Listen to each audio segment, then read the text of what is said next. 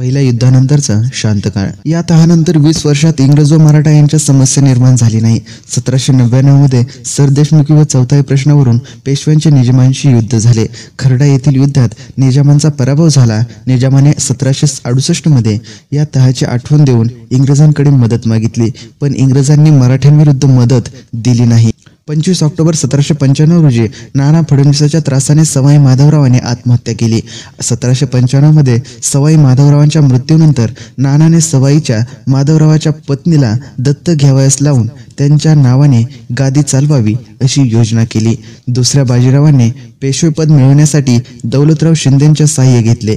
पेशव्यांसाठी दुसरा बाजीराव व अमृतराव यांच्या संघर्ष होऊन पुण्यात लुटालूट मारामाऱ्या सुरू झाल्या। 6 डिसेंबर 1700 रोजी रघुनाथरावांचा मुलगा दुसरा बाजीराव पेशवा बनला। बाजीरावाने गादीवर येत रघुनाथरावांच्या पक्षाविरुद्ध असणाऱ्या रास्ते, होळकर इत्यादी सरदारांचा सूड उगवण्यासाठी सुरुवात केली। त्यातूनच शिंदे व होळकर यांच्यात विदुष्ट आले।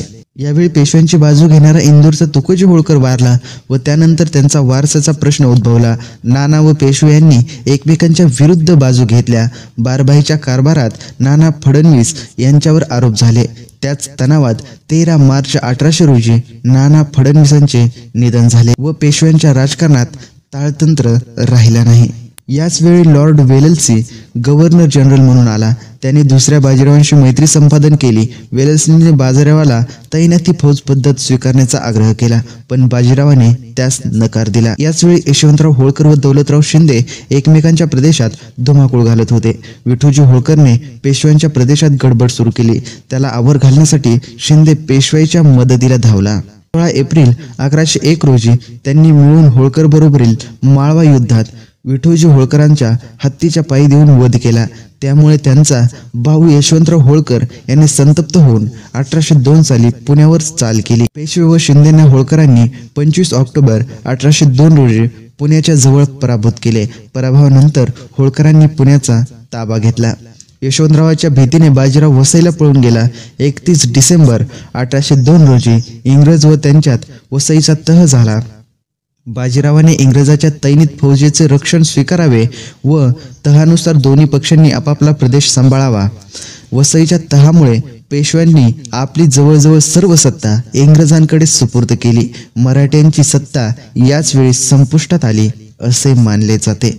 इंग्रजांनी बाजीरावला पेशवेपद परत मिळवण्यासाठी 6000 फौज व तोफखाना द्यावा।